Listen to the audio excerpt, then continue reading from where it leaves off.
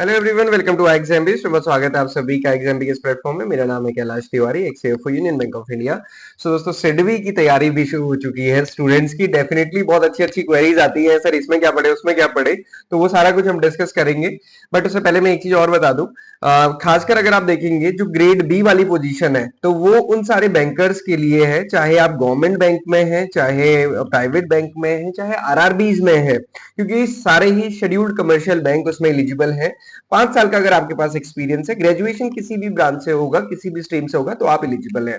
तो grade B opportunity bankers के लिए है, ये आप क्लियर रखें। इसमें कोई डाउट है तो आप हमें पूछ सकते हैं। ओके, सो आगे बढ़ते हैं। Strategy to clear merit part में कल हमने क्वालिफाइंग पार्ट की बात की है। आपको पता है कि जर्नलिस्ट पोस्ट में ग्रेड ए में जो असिस्टेंट मैनेजर है उसमें 50 वैकेंसीज है, और यहाँ पे ग्रेड बी में 22 वैकेंसीज है, जिसमें आप देखेंगे कि जो ग्रेड बी जनरल है और ग्रेड ए की वैकेंसीज है, इसमें सारी चीजें एग्जाम पैटर्न वाइज सेम है। ओके, सो इसमें क्या एग्जाम पैटर्न है? एग्जाम पैटर्न में अगर आप देखेंगे 7 सब्जेक्ट है, जिसमें इंग्लिश है, रीजनिंग है, क्वांट्स एंड कंप्यूटर है। ये चारों सब्जेक्ट कैसे हैं? क्वालिफाइंग है।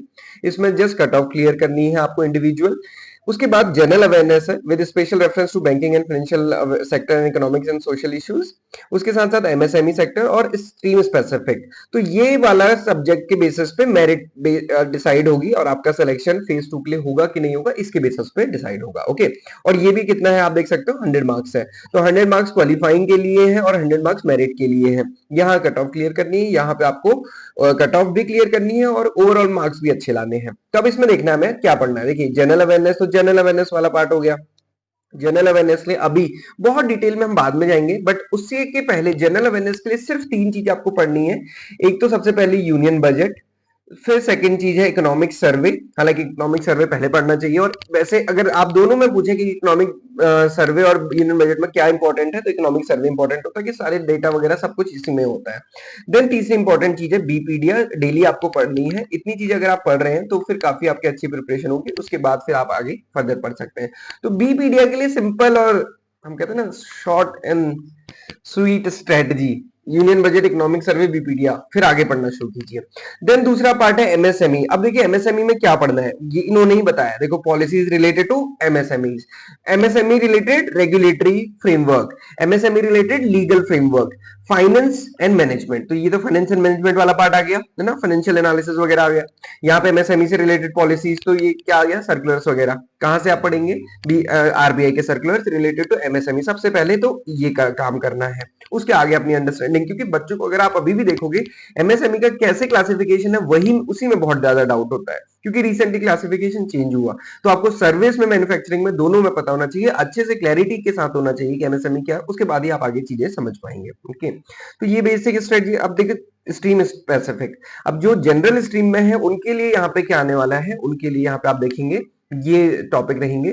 एमएसएमई फाइनेंसिंग, कैसे फाइनेंस किया जाता है, ड्यू डिलीजेंस क्या है, उसमें केवाईसी का क्या पार्ट है। देखिए फाइनेंशियल स्टेटमेंट पीछे भी दिया है, यहाँ पे फाइनेंशियल रेशियोज लिखे, assessment of term loan, working capital, documentary credit, etcetera. Okay, ये सारी चीजें दी हैं, एक्सेट्रा एक बहुत बड़ा वर्ड हो जाता है। एनपीए क्या होता है, उसकी रिकवरी कैसे करनी है, including IRA, form, SARFAESI, TRT वगैरह सारा कुछ आप पढ़िए।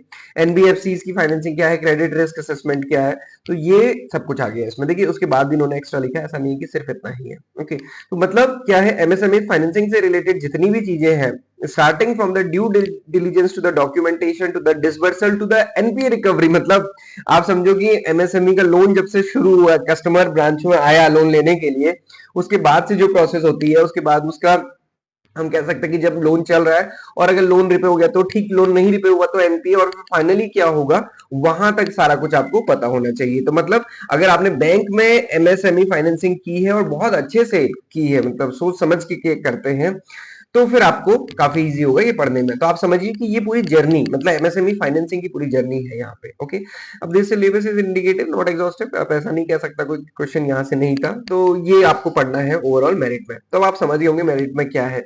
सिंपल चीजें रखेंगे तो आपको क्लैरिटी रहेगी, क्योंकि आप ऑलरेडी वर्किंग है ना, बहुत टाइम तो होता नहीं है। तो यूनियन बजट, इकोनॉमिक सर्वे, बीपीडिया, उसके साथ साथ एमएसएमई से रिलेटेड सर्कुलर, और उसके बाद एमएसएमई फाइनेंसिंग पूरी। एमएसएमई फाइनेंसिंग की ना आपको बहुत सारी बुक्स भी मिल जाएंगी, इवन जो हमने हमने अपने कोर्स में कंटेंट बनाया है वो सारा उसी के बेस्ड है। इवन अगर आप बैंक में जॉब करते हो तो आपके एमएसएमई फाइनेंसिंग वाली जो बुक्स होंगी उसको एक बार फिर से गो थ्रू कर सकते हैं। हालांकि उसमें थोड़ा पर्सनलाइजेशन होता है, आपके अपने बैंक के अकॉर्डिंग चीजें रहेंगी और बैंक टू बैंक भी थोड़ा थोड़ा क्राइटेरिया चेंज हो जाता है, बट आपको इन जनरल पढ़ने की जरूरत है। ओके, क्वालिफाइंग मेरिट पार्ट हमने देख लिया है। मेरिट पार्ट क्यों इंपॉर्टेंट है ना, जो आज हम डिस्कस कर रहे हैं कल से ज्यादा वो आज इंपॉर्टेंट है। क्यों? न सिर्फ ये आपको प्रीलिम्स में हेल्प करेगा, मेरिट में हेल्प करेगा, बल्कि जो फाइनल सिलेक्शन भी होगा ना इसी की बेस पे होगा। क्योंकि आप पेपर 2 देखिए, ये किसका है? फेज 2। जब आप फेज 1 क्लियर कर लेंगे तो फेज 2 में 2 पेपर है। पेपर 1 इंग्लिश डिस्क्रिप्टिव इंग्लिश है, पेपर 2 एमएसएमई है। तो यहाँ पे आप देखिए क्या है, MSME policy regulatory legal framework finance and management, मतलब जो एमएसएमई वाला पार्ट था प्रीलिम्स का। देन उसके बाद स्पेसिफिक स्ट्रीम वाला subject MSME financing diligence KYC financial ratios IRAC norms credit risk assessment. तो वही जो वहां पे हमने 2 सब्जेक्ट में पढ़ा है प्रीलिम्स में, एक तो एमएसएमई में और स्ट्रीम स्पेसिफिक में, वही मेंस में आने वाला है। तो दोस्तों वही आपको बहुत अच्छे से पढ़ना है। ये आपको ऐसे समझिए कि ऑब्जेक्टिव प्लस डिस्क्रिप्टिव एमएसएमई ही है, बस एमएसएमई खाते पीते सोते जागते आपको एमएसएमई ही ध्यान रखना है। क्यों? क्योंकि इसका वेटेज देखिए 80 मार्क्स का एमएसएमई का वेटेज है प्रीलिम्स में, और उसके साथ मेंस में अगर आप देखेंगे तो ये पूरा ही वेटेज किसका है? एमएसएमई का। तो मतलब एमएसएमई के बेस पे ही आपका सिलेक्शन होगा, और उसके बाद आपको पता है एक्सपीरियंस भी एमएसएमई का ही चाहिए। और सबसे बड़ी बात है कि जब इंटरव्यू होगा वहां पर सारी बातें एमएसएमई की होंगी, और उसके बाद जब आप सिडबी में ऑफिसर बन जाएंगे तो आप एमएसएमई ही करेंगे। सो ये है एमएसएमई की कहानी, सिडबी की जुबानी या फिर सिडबी के पेपर के लिए। ओके, सो स्टडी प्लान हमने दिया है जिसमें हमने डेली एमएसएमई से रिलेटेड क्या चीजें आपको पढ़नी है ये प्रोवाइड किया है। तो दोस्तों इस पीडीएफ को आप डाउनलोड कर सकते हैं और बहुत अच्छे से इसको पढ़ना शुरू कीजिए। आज अगर अभी तक प्रिपरेशन शुरू नहीं की, आज से ही शुरू कीजिए। बैंक जा रहे हैं ठीक है, बट ये भी आपको करना जरूरी है। ओके, सो कोर्स आपको मिल जाएगा आईएक्सएमबी के पास SIDBI grade A assistant manager का, जिसमें आपको recorded video, short notes, short videos मिलेंगे ताकि आप कम टाइम में पढ़ सके ना। बैंक जाने के साथ आपके पास बहुत टाइम नहीं है, तो कम शॉर्ट टाइम में सारी चीजें, और डाउट क्लियरिंग सेशंस होंगे specific, personalised evaluation of the 3 descriptive MTs for the descriptive phase 2, और उसके साथ साथ ये सारी चीजें आपको मिलेंगी। सो किसी भी डाउट क्वेरी क्वेश्चन के लिए आप हमें कनेक्ट कर सकते हैं और आज ही एनरोल आप कर सकते हैं। So this is all for today.